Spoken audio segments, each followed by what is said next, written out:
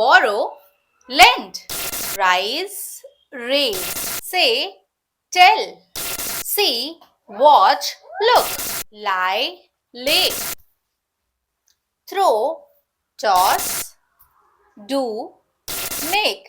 तो ये वर्ड्स दिखने में काफी सिमिलर, आसान लग रहे होंगे, बट इनमें काफी ज्यादा डिफरेंस है जो शायद आप नहीं जानते होंगे। तो आज की वीडियो काफी ज्यादा इंफॉर्मेटिव हो सकती है, क्योंकि ये आसान से सिंपल से दिखने वाले वर्ड्स के बारे में आज हम डिफरेंस जानेंगे कि कैसे ये दिखने में एक है बट इनका यूज बहुत डिफरेंट है। जी हाँ, वीडियो को मिस मत कीजिएगा, क्योंकि आज से पहले आपने इन वर्ड्स के बारे में डिफरेंस कभी नहीं देखा होगा जो आज मैं वीडियो में बताने वाली हूँ। तो वीडियो में एंड तक बने रहें सो दैट आगे से आप कभी इन वर्ड्स में वो गलतियां ना करें जो ज्यादातर लोग करते हैं। My name is Smriti and you are watching learn with Smriti. Video को देखकर मुझे कमेंट में जरूर बताइएगा आपको कंटेंट कैसा लगा है। आप मुझे अपना सपोर्ट दीजिए, लाइक शेयर सब्सक्राइब कीजिए, ज्यादा से ज्यादा मेरी वीडियोस को देखिए और कोशिश करें कि इसे पूरा देखें, क्योंकि जो इन्फॉर्मेशन मैं आपके लिए लेकर आती हूँ वो काफी ज्यादा हेल्पफुल हो सकती है, चाहे आप किसी भी एज ग्रुप के हैं। तो चलिए स्टार्ट करते हैं with the first pair of words. Now borrow और लेंड, काफी ज्यादा आसान सा सिंपल सा दिखने वाला वर्ड जिसे ज्यादातर लोग इंटरचेंजेबली यूज करते हैं। तो हमेशा ध्यान रखें, बोरो का मतलब होता है किसी से कोई चीज लेना, लेंड का मतलब होता है देना। एग्जाम्पल देखिए, I want to borrow a pen from you, मैं तुमसे एक पेन लेना चाहता हूँ या उधार लेना चाहता हूँ थोड़ी देर के लिए। Lend, can you lend me a pen, क्या तुम मुझे एक पेन दे सकते हो।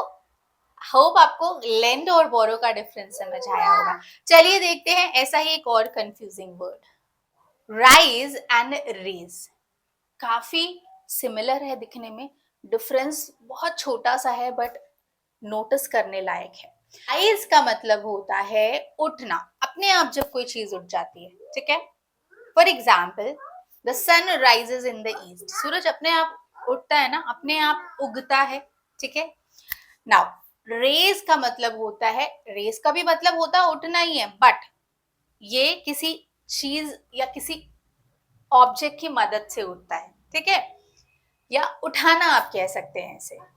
For example, please raise your hand if you have any question, अपना हाथ उठाइएगा अगर आपका कोई क्वेश्चन है। अब रेज का मतलब उठना, मतलब अपने आप जब कोई चीज उठती है, राइज जब कोई चीज उठाई जाती है किसी चीज की हेल्प से।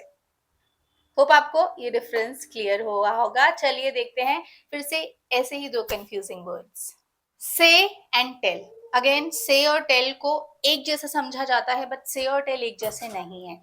से का यूज करते हैं जब हम किसी की कही हुई बात को दोहराते हैं। मैंने से, टेल, स्पीक, टॉक, इस पे भी एक वीडियो बनाई है, डिस्क्रिप्शन में लिंक दे रही हूँ, उसे भी जरूर देखिएगा। तो मैं कह रही थी, से जब हम किसी की कही हुई बात को एज इट इज दोहराते हैं उसे हम से कहते हैं, या वहां पर हम से का यूज करते हैं, ठीक है। For example, he said he was late, उसने कहा कि वो लेट था, ठीक है। उसकी कही हुई बात को डायरेक्ट दोहराया गया। टेल का मतलब होता है जब हम किसी को इन्फॉर्म कर रहे होते हैं या इंस्ट्रक्ट कर रहे होते हैं। He told me a story, यहाँ पर स्टोरी एक डेटा है जो कि बताया गया है, ठीक है, उसने मुझे एक कहानी सुनाई। चलिए देखते हैं फिर से एक ऐसे ही कंफ्यूजिंग वर्ड्स, सी, वॉच, लुक। तीनों का ही मतलब देखना होता है, तो फिर डिफरेंस क्या है। नाउ सी का मतलब होता है जब हम बिना एफर्ट्स लगाए यूं ही कुछ देख रहे होते हैं, बेसिकली बिना ध्यान दिए जब हम देख रहे होते हैं। एग्जाम्पल देखिए,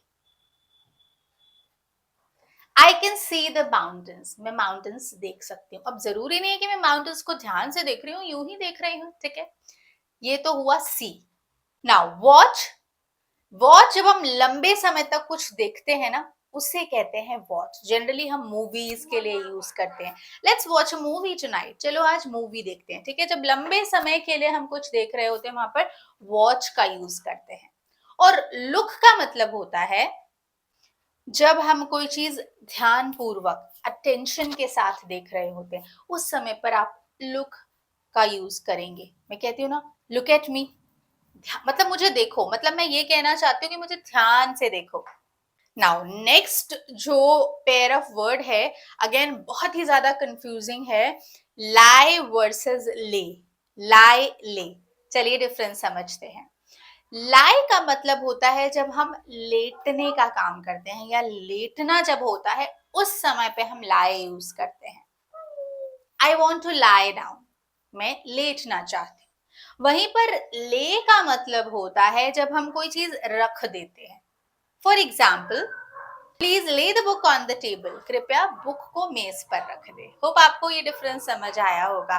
लाई मतलब लेटना, ले मतलब कोई चीज रख देना। ब्रिंग एंड टेक, अगेन काफी ज्यादा आसान से दिखने वाले वर्ड्स हैं ये, बट इनमें डिफरेंस है। नाउ ब्रिंग का क्या मतलब होता है? ब्रिंग का मतलब होता है जब कोई चीज जो बोल रहा है उसके पास लाई जाती है, ठीक है। For example, can you bring me a glass of water, मतलब जो ग्लास ऑफ वाटर है वो स्पीकर के पास आने का काम होगा, है ना, वहां पर हम ब्रिंग यूज करेंगे।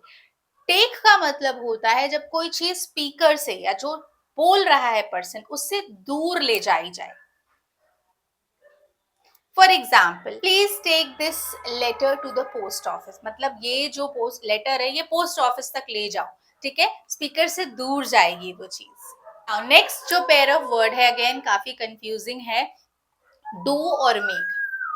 लगभग एक जैसा ही ट्रीट किया जाता है, बट डिफरेंस है। डू का मतलब होता है जो डेली के टास्क होते हैं, जो जनरल एक्टिविटीज होती हैं, ठीक है। For example, I need to do my homework, मुझे अपना होमवर्क करना चाहिए। मेक का मतलब होता है जब हम कोई चीज प्रोड्यूस करते हैं, जब कोई चीज हम बनाते हैं, ठीक है। For example, my mother made a cake, मेरी मदर ने केक बनाया। अब यहाँ पर मेड एक पास्ट फॉर्म है जो कि मेक का ही पास्ट फॉर्म है।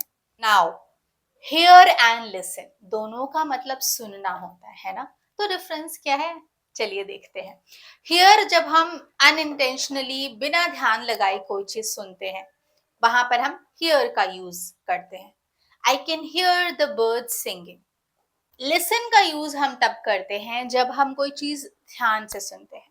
लिसन टू मी, मुझे सुनो। अब यहाँ पे लिसन टू मी का मतलब है ध्यान से सुनो। आप हियर और लिसन को ऐसे भी याद रख सकते हैं। हियर एक पैसिव एक्टिविटी है, लिसन एक एक्टिव काम है या एक्टिव एक्टिविटी है। Throw and toss, now throw और टॉस अगेन काफी ज्यादा कंफ्यूजिंग है, क्योंकि दोनों का मतलब फेंकना होता है। डिफरेंस सिर्फ इतना सा है, थ्रो जब हम कोई चीज फोर्सफुली फेंकते हैं, ठीक है। टॉस जब हम कोई चीज हल्के हाथ से लाइटली फेंकते हैं। लास्ट अगेन जो इंटरचेंजेबली यूज किया जाता है, लिव एंड स्टे, दोनों का मतलब रहना होता है ना, पर डिफरेंस है इसमें। लिव का मतलब होता है रहना, स्टे का मतलब होता है ठहरना। क्या डिफरेंस है? रहना मतलब जब परमानेंटली हम कहीं पर रहते हैं वो लिव होता है। For example, I live in Delhi, ठीक है। अगर कोई पर्सन दिल्ली में रहता है तो परमानेंटली अगर रहता है तो वो वहां पर लिव का यूज करेगा। स्टे जब टेम्परली कोई कहीं पर ठहरता है उसे कहते हैं stay. For example, she is staying at her friends house, मतलब वो अपने फ्रेंड के घर पे रुकी है। अब यहाँ पर वो टेम्परली रुकी है, परमानेंट नहीं है। होप आज के जो कंफ्यूजिंग वर्ड्स मैंने आपको बताए हैं वो समझ आए होंगे, क्लियर हुए होंगे। वीडियो अगर अच्छी लगी हो तो लाइक शेयर सब्सक्राइब जरूर कीजिएगा। मिलते हैं एक ऐसी ही वीडियो में। Till then keep learning, keep improving.